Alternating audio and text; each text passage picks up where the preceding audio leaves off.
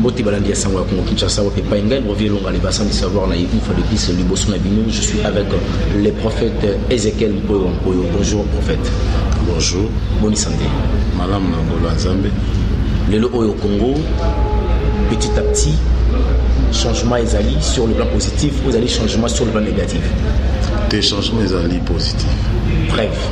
Preuve ezali que makambo belezo changé, makambo lelo tozomona ba prisonnier politique bazali banda lelo na mboko yebi ke na mboko ezalaki na ba carrefour mususu sotambola bando c'est en carte d'identité na place à carte d'identité fa ba sengo téléphone na yo. Alors ceux qui téléphonent à eux, il s'avérait que moi, Lokomoko est entré dans la politique ezali, makangi on infraction, makamon les a insultés, ma arrestation arbitraire les a insultés. Donc ça a preuve il y a changement moko munene na kati ya mboka. Prophète Ézéchiel, est-ce que Mosala Nzamba koki kosa la politique? Bon, kosa la politique ezali sumuté. Oui, baka mosala nzamba sa politique parce que définition il y a politique selon concept congolais awa ezali mal défini awa politique la kisi moyibe la kisi lokuta la kisi lokunya la kisi mutema mabe sur le plan pratique tout le monde a oui voilà ya moni baloba ka mosala nzamba oui kosa politique excuse osomo mosala nzamba kosa politique ebandi ya politique ebandi na bible non osomo na kati ya bible tout le monde a ba prophète ba roi ba prophète ya minene bazali na kati ya politique. La politique est allée sous. Patono mingi to mekana ko fungola likambo oyo etali bisakoli. Qualité d'un prophète ba reconnaître kaye lolenge nini par rapport à ma prophétie. Quels sont les éléments de preuve oyo lazaki moto oyo azali penza un prophète de l'Éternel? Donc ba elembo liboso botali c'est que moto azali d'abord un prophète de l'Éternel. Il faut azala réellement converti elembo liboso ngwana. Il faut azala moto oyo ayambi Yesu abongola motema elembo liboso ya mwana ya mibale ezali na malobo azoloba pe yango ezokokokisa parce que pourquoi je dis ça moto azali réellement converti parce que ça na bato ebele même ba charlatan mosusu baloba makambo esalami no alors mais azali na ye charlatan malati kaka étiquette à prophète le faut d'abord eloko ya liboso bayeba ye na misala na ye. Tout le monde va vouloir dire que premier prophète, troisième prophète, parmi les 3 premiers prophètes et Ambo Kanabiso, vous va faire partir à l'Obaka, à Pesakali Sakoli concernant le pays Congo, pour le 4e président qui viendra, que c'est lui qui est là pour la responsabilité, pour changer Mboka Oyo. Mais s'il faut regarder les résultats de Joseph Kabila, changement Oya l'Obaka qui est négatif, c'est positif. Mais aujourd'hui, le Congo se retrouve en chaos sur tous les plans. Est-ce que à l'Obaka qui Joseph Kabila n'a évité 4e présidence, oui, hormis le président Kassavubu, le président Mobutu. L'information on a ça nango ezali bazolo ba 4e président Kabila azaki ko annexé na Kabila le père. Non, Kabila travaillé dans mandat na ye. Azwa qui na une transition après continuer l'élection. D'accord, ça dit 10 ans d'élection. Ça dit qu'il faut na la bibliothèque et la liste pour vérifier un peu les prophéties. Le roi n'a pas maîtrisé je ne sais pas trop commenter autour de la prophétie à Simon Kimba. Aujourd'hui, dans le Congo, tribalisme est koti makasi. Mais il bandi kobota manakati église. Naissance il y a tribalisme bandi église. Pourquoi église? Beaucoup de niveau ya ko détruire mboka à travers tribalisme. Bon tribalisme et bandi église ndenge ozolo bawana d'abord parce que au Congo il y a un problème d'amour. Les gens n'ont pas de l'amour. Et c'est virus wana kotati na kati église. Église et le bolingo ça des conséquences ça nini to comme que prenez ba position na biso ba tribu na biso et tribalisme ko type na katiwa ozomona et affecté même namboka ozomona nyoso na soko keyi olandi yango makasi omona que c'est parce qu'il y a manque d'amour. Recommandation muneno nzamba tikela gibiso yeso tikela gibiso aimez-vous les uns les autres comme je vous ai aimé mais biso tout ça là ya moto alors carence yeloko wana nde ezali ko monisa makambo belo izoya ya mabe tribalisme etc. Mais c'était vous l'église bel et bien vous deviez prêcher ce qu'on appelle l'amour du prochain, aimez-vous les uns les autres, mais pour changer de destination et un message C'est la raison pour laquelle Mouté Yamabé est sur place. Bon, ça dit, au moni na musalo en Zambé, eza musalo ya boire et à manger. Eza musala moko lelo to moni ba tubele ba koti na kata musalo. Ba ramasi ba koti na kata musalo azwa kita muso apelte. Ba kota ki parce que l'autre ki ndoto moko ya mabe bangisa ki elobi akomi musakoli. Bon, akoti wana parce que ta mususu azali na conflit na famille. Le roi na ko se retirer na famille a se retirer, bisika ke ya bonga mi akomi musakoli. Ozomona. Bon, mususu akoti musakoli kaka parce que akenda ki na église aboya ki affermissement. Boko fa na sema ko la bantoma. Ala bonga mi ba mo akomi pasteur to musakoli. Bon, siko moi réseau wana ya bato. Pour vivre, pour évoluer au sein des églises locales. Nous avons une cacophonie autour de Makambo et Nzambe. Écoute ici les gens. Prophète Ézéchiel, aujourd'hui, Congo, ils ont vécu positif, changement positif ou changement négatif, à votre connaissance? Congo, ils allaient vivre changement positif. Ah, mon sakoli. Oui. Frère Vezani.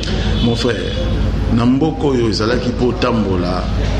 Bandaki osenga bato carte d'identité yo yebiango soki na ba Carrefour mususu na place ya carte d'identité faut basengo téléphone na yo et si il s'avérait que téléphone na yo ezaki na moi ba image moko ya entrée na makambo politique bakangi longo kon infraction et loko na sous-souté ba arrestation arbitraire ezali sous-souté dozomona ça ezali changement moko positif ozomona et puis na yebi ke makambo mususu yo bato bazo de la lokola sociale eroya. Les mal du Congo étaient profonds. Vous allez croire dans le président Félix Makassi, nous allons croire dans la personne qui était, mais nous allons croire par rapport à l'élection de Nzambe Colonel. En fait, tant que nous avons le président Félix Tshisekedi est président de l'élection, il a choix de Nzambe. Donc Nzambe a choisi pour être le président de Boka. Mais d'autres pasteurs, non. Azamuto Nzamba s'est rejeté parce qu'il garde encore de vérité. J'oublie le nom de ce pasteur. Naïbi Ketie, M. Sila Kombekoya, il a bien dit dans Canal Presse en disant que le président Félix Tshisekedi dit Azali Moto Oyo Nzambe asi apesi Mukongo Nzambe asi a rejeté même Makambo Oyo Etalaki prière et action de grâce seulement qui n'a stade de mature. Nzambe azalaki na makambo wana te apesi ki même après à la télé que azwa occasion ya kokotisa pour introduire la lettre et la demande d'audience 4 fois 4 accusés de réception. Tout le message qu'il avait donné le président Félix Tshisekedi aujourd'hui est commis Monissa et à Senginaye qu'il doit négocier. Bon, en fait, ça la dialogue comme vous avez dit ex-président Joseph Kabila azala maman Olive Lembe sur place na réunion wana mon amboka Vital Kamerhe azalawana Nemi azali coordonnateur à la Mouka et à FCC azalawana président Félix Antoine Tshisekedi avec maman Denise Nguero la première dame azalawana et puis Atangaki Kalev azalawana Atangaki une affaire il y a 8 personnalités soit 8 personnes oyo bakozalawana alobi il faut balobana certaines vérités concernant ces pays afin que ces pays soient libérés sinon 5 ans wana et kozala difficile te ozomona na éviter conflit ni azanango ou mécontentement heureusement qu'autant comme on a été mais je pense que ça problème tombe sur mécontentement ozomona tout à l'heure au lobby à 5 audiences et puis bayambi était il y a de quoi Moutaza mécontent et puis à vulgariser message moko par rapport à mécontentement donc dire que Nzamba a rejeté et n'a évité ce qui a su en Wapi. Mais je te rassure, en tant que prophète du Seigneur, fils de l'apôtre Alexandre Haïdi Nabala, que le président qui est à la tête de notre pays, c'est un président qui est selon l'élection du Seigneur. Et l'embo sanini. Et l'embo libos, mais l'embo c'est belette. N'a personne dans l'embo moko ucho salama aw. Mboko yo ezalaki dédicacé au diable par un président. Preuve ça. Preuve ça, la souffrance nyonso to vivant na mboko. Yo ebite que Mobutu alobaka après moi c'est les délige. C'est parce qu'il y a ça tchaki mboka et que Mobutu anga na si. Ceux qui a compris quitté. On va s'enfoncer sur davantage de mon yango. Mais c'est lui qui est venu juste il y a quelques mois, il y a exercice na pouvoir. Avec na musika tabité tout dédicacé mboko na mboko nzambe. nzambe aya kozwa ngwende ya mboko ndenge ndeko ale moloto abandaki koyemba esalami ndenge wana ezali signe majeur.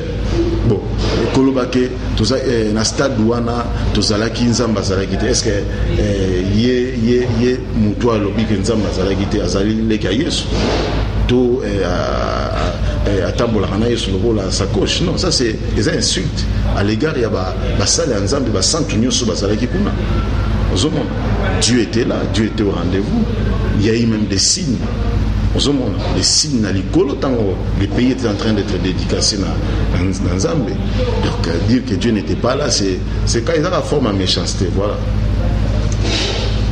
Les lois politique, tribalisme est là, la politique, et l'on église et côté. Or la politique a comme affecté le tribalisme, mais ça commence à créer des conflits ethniques. L'église, vous êtes où pour Kokata hémorragie? Bon, Kokata hémorragie, je crois que les un message où il faut Mosali Nzambe soit se ressaisir. Qu'on se ressaisir, prêcher l'amour. Le remède contre le tribalisme, c'est l'amour. Prêchez l'amour dans les églises. Christ a lobby, aimez-vous les uns les autres. Il a fait exception des personnes. Autour de Jésus, nous avons vu des brigands venir.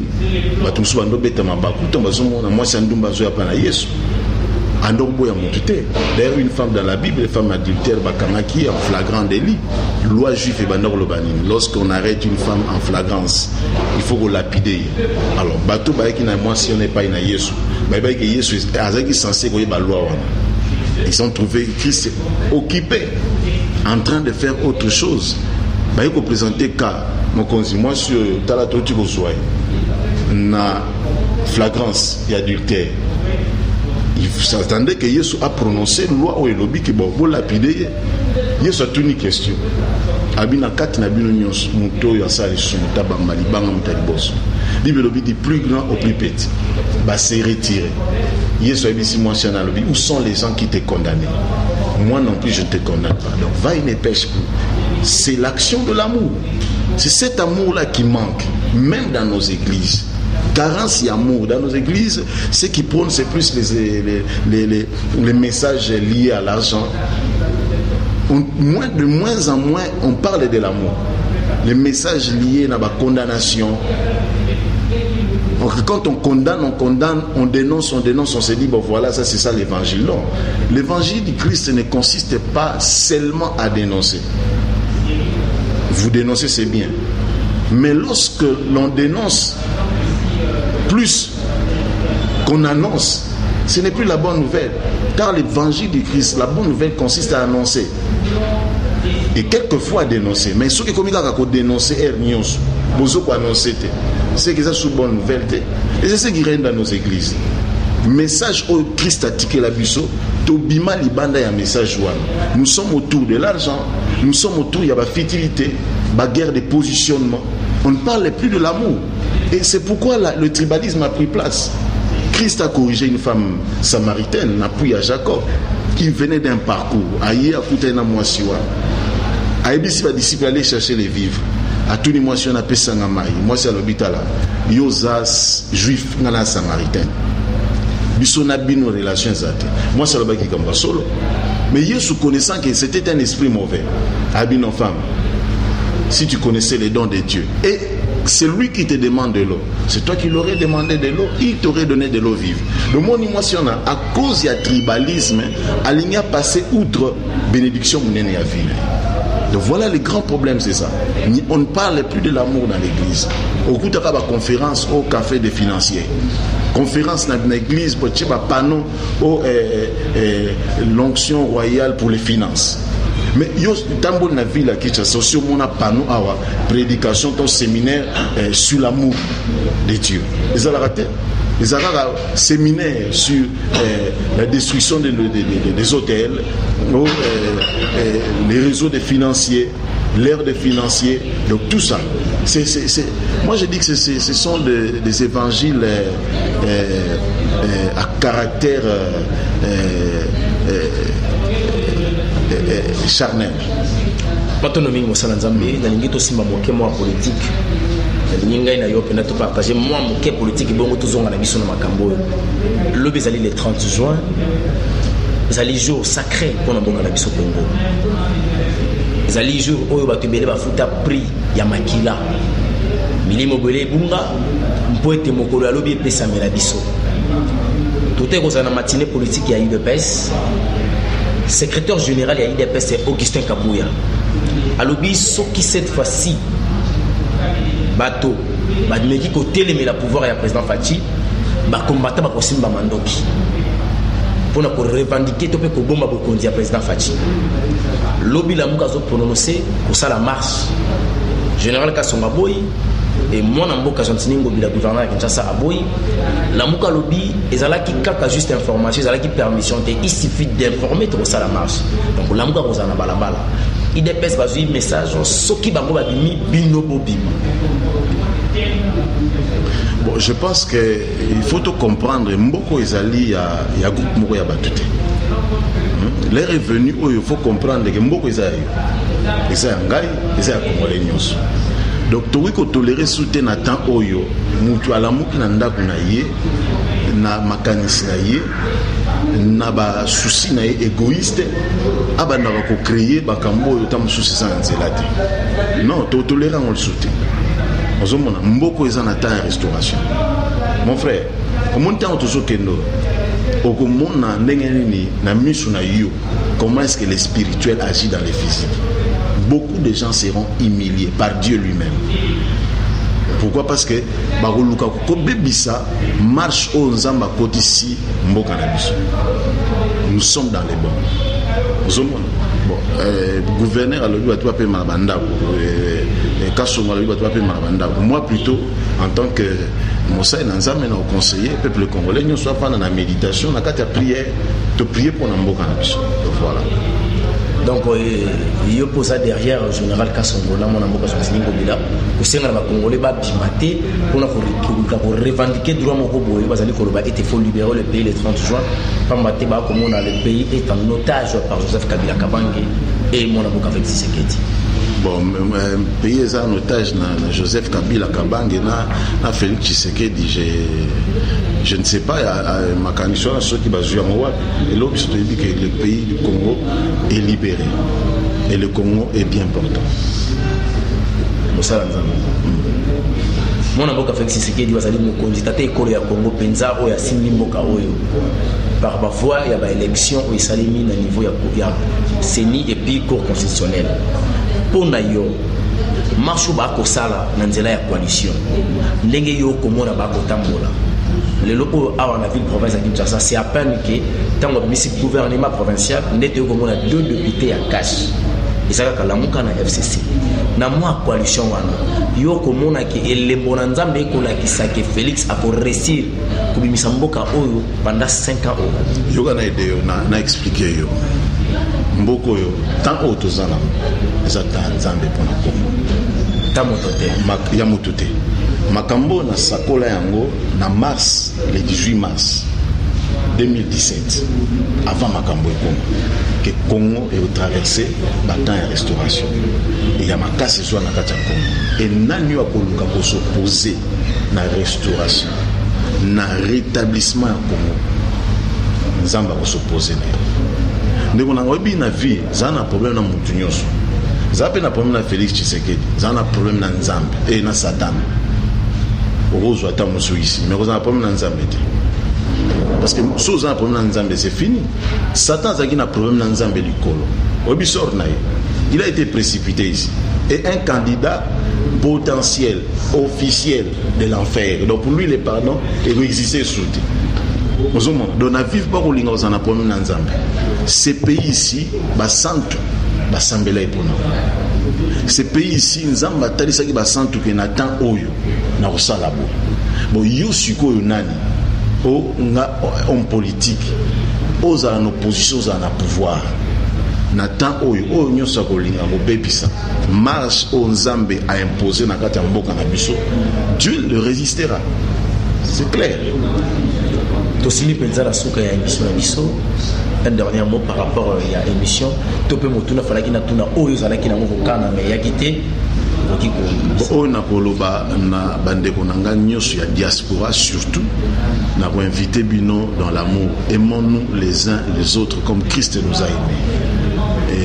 To éviter to tika ba tribalisme wana ezali malamu. La numéro na biso ezali plus 243 0 et plus 243 82 00 56 610. Ce qu'on a besoin de prière, on a besoin il y a conseil, benga biso na numéro wana, on a besoin de directives, on a besoin de directives par rapport à Vinayo, par rapport à Mboka.